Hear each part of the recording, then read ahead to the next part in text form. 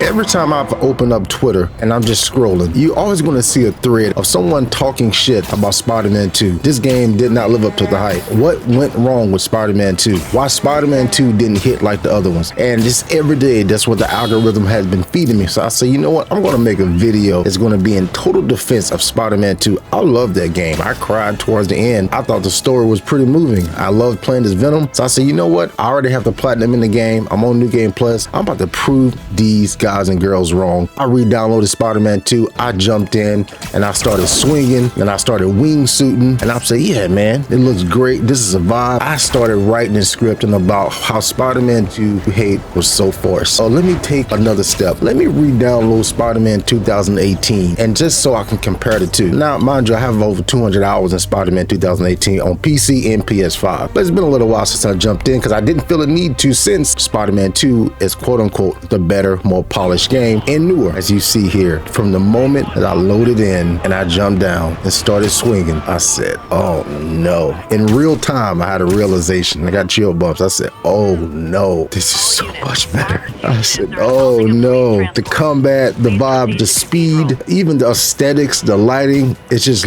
feels so much more of a true Spider-Man game. Now I'm preaching to the gospel. So many of you probably already knew this, but I got caught up in the hype. I got caught up in the moment of Spider-Man 2 and holy shit, what a dramatic difference. Then I said, you know what? Well, let me go to Miles Morales, another game I have probably over 100 hours in. Re-downloaded Miles Morales and immediately I went, oh no.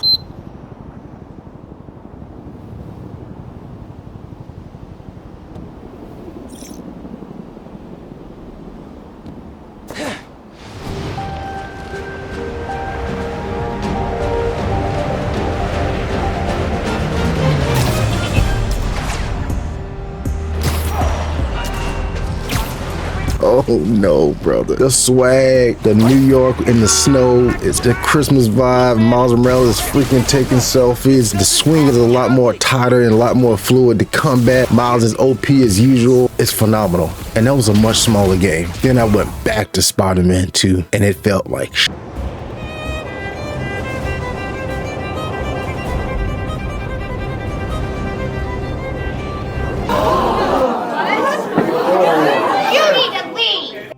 And that's when I went, you know what? I actually see. That's the real problem with Spider-Man 2 was those two games have their own identity. Spider-Man 2, it was just kind of lost in the sauce, man. And that's when I realized I had to re-script this video. Then and only then I was able to understand why Spider-Man 2 gets so much hate.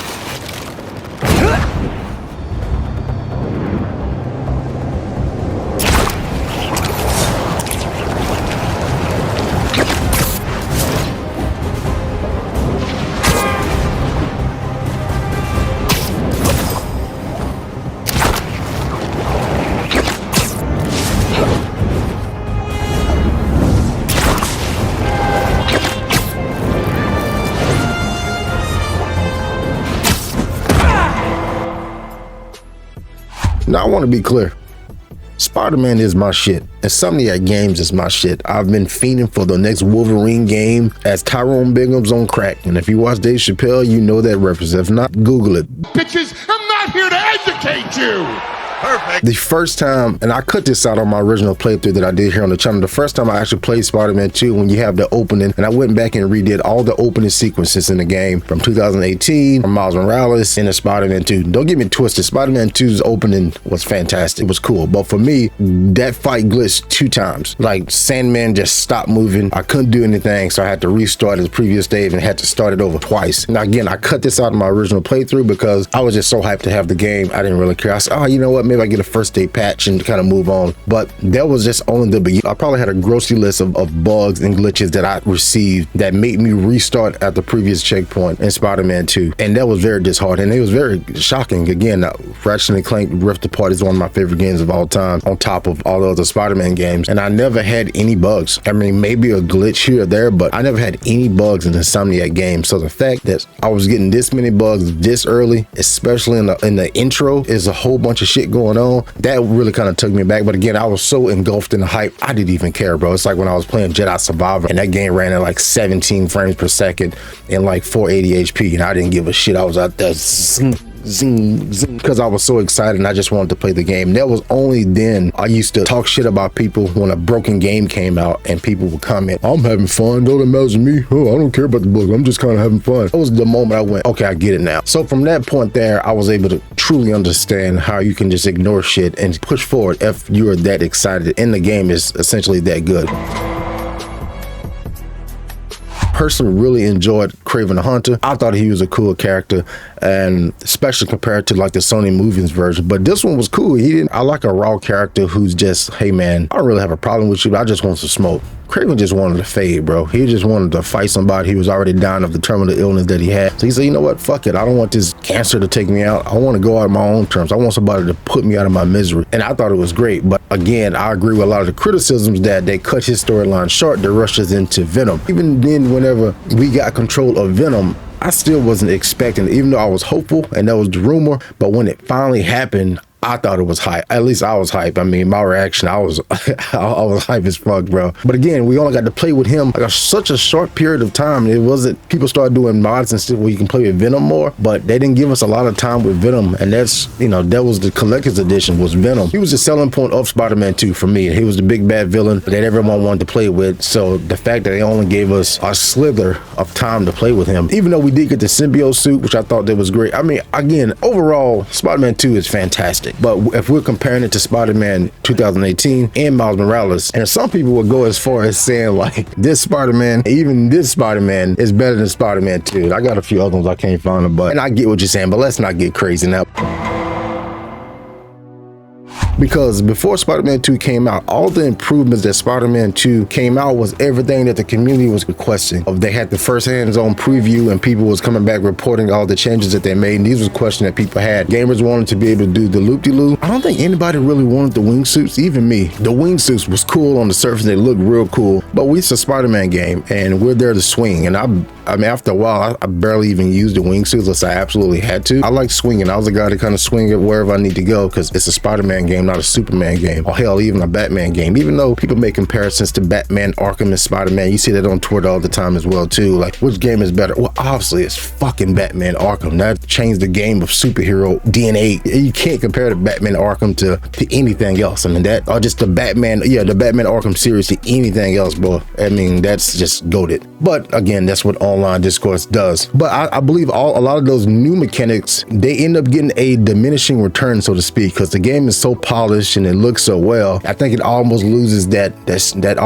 New York, not the New York, but that street level grittiness that Spider-Man 2018 has, that nailed it so well. And again, that was going to be a comparison. Third game or third movie or third anything in a series is always difficult to pull off because you're always competing against the OG. That was the first of its kind, even though that wasn't the first Spider-Man game. That was the first big third-person 3D and, you know, new age in some of their games, Spider-Man, and they nailed it so well with the Sinister Six. I mean, just when that story could have ended in the middle, that's when they ramped up and kept going, bro. And it's just perfect. It's a perfect video game in my opinion. And how do you spin off from that? You go Miles Morales. You bring in Miles Morales. You make his swinging mechanics much different. You give him a different fighting style. He can go fucking invisible. He's the most OP character in Marvel history. I swear to God, if they would have had Miles Morales from Insomniac, Miles Morales in Avengers Endgame, he would have whooped Thanos' ass.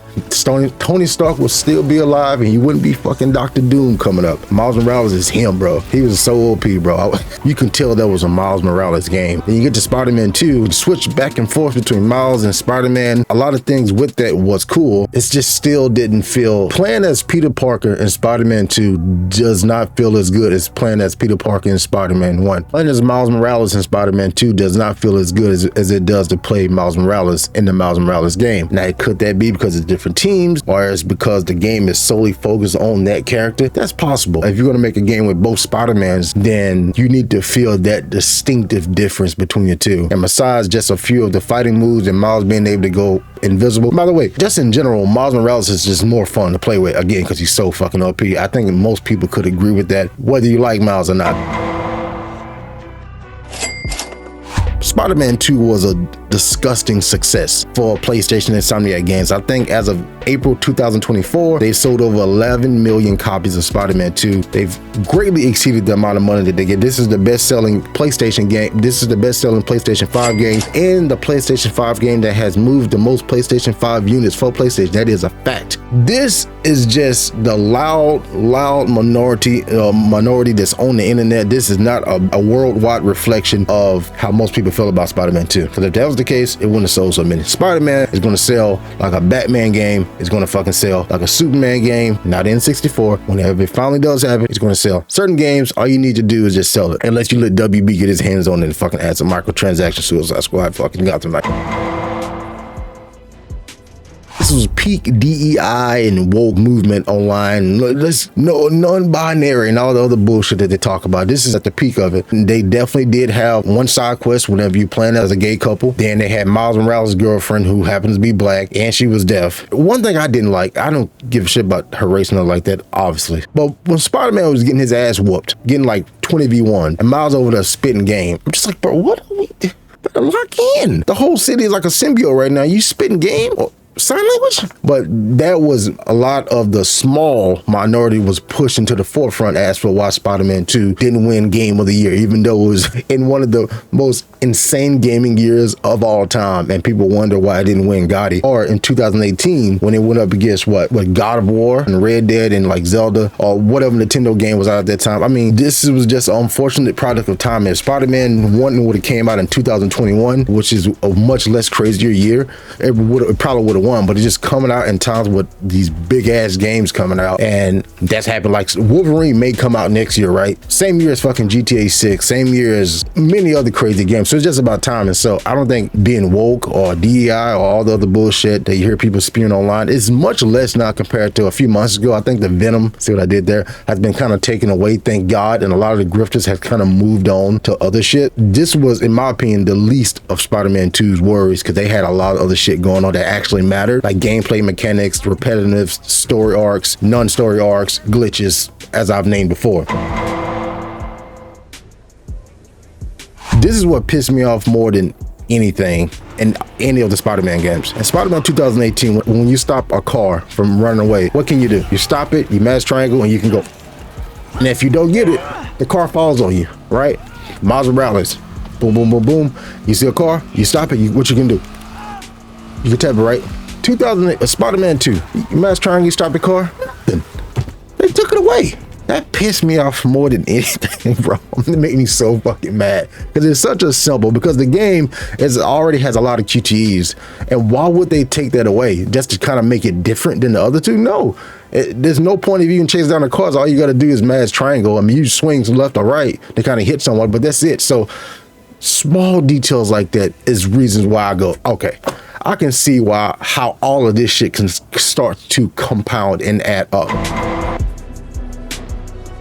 Repetitive side content. Now, I already know a lot of you was already screaming if you're still just watching the video at this point. I had pissed you off. Again, this is all from love. I love this game. We beat the game, no new game plus till months later. Now, I did know 2018 God of War did that, but that's a whole nother story. They're not the only game to do this, to put out a game and don't have a new game plus, because they're rushing to get the main game out, which is the problem, which is why I'm making this video now, because of the criticism. But no new game plus, madness. Then we have one of the craziest side quests in gaming, Carnage, to get our hopes up that we're going to get a DLC that's based off the Carnage. That was a full-fledged side quest, ready, full-fledged, full meal.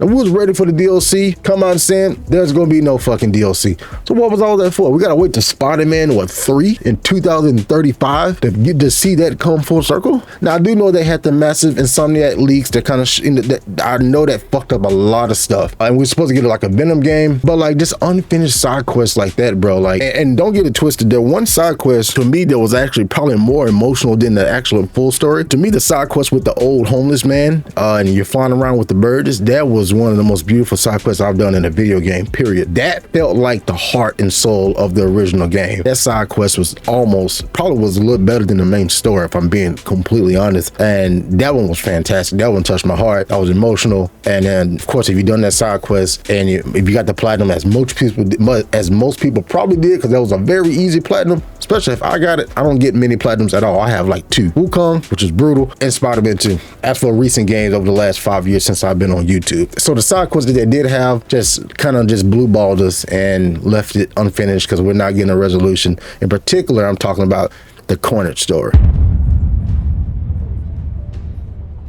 And of course, everyone's least favorite moment in any of the Spider-Man games is playing as fucking MJ. This has been my least favorite part of Spider-Man games in general since the very first one. Hell, I even did some videos how MJ missions was a buzzkill. You just in the groove of things, they pan that camera to MJ and now you sneaking around like a baby snake. Now listen to an interview with Brian Antahar, the game director, and he gave his thinking process of why he makes us switch to MJ for us to get a break from playing as Spider-Man. But that's why I bought the goddamn game to play as Spider-Man. Now, to be fair, this was the most fun MJ missions they've had so far. This was an actual great improvement. She had this super OP taser. She's taking people out. Whenever the symbiote finally got a hold of Peter and he said, run. RIP to the GOAT, Tony Todd, by the way. That was excellent. It was much better this time around, but having to play as MJ or Miles' freaking girlfriend, this is just shit that we don't want to do. And this goes for all 3 Spider-Man games, not just Spider-Man 2, even though Spider-Man 2 actually did this one better than the 2 originals.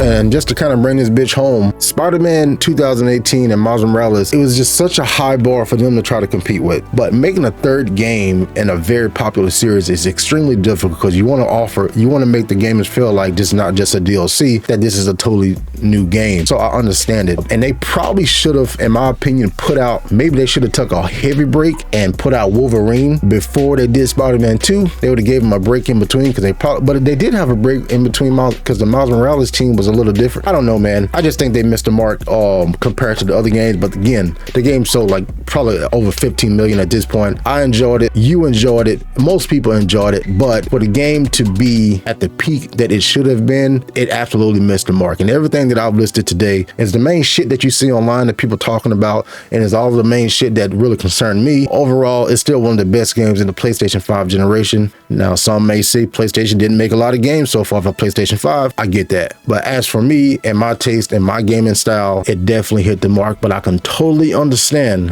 why Spider-Man 2 gets so much hate.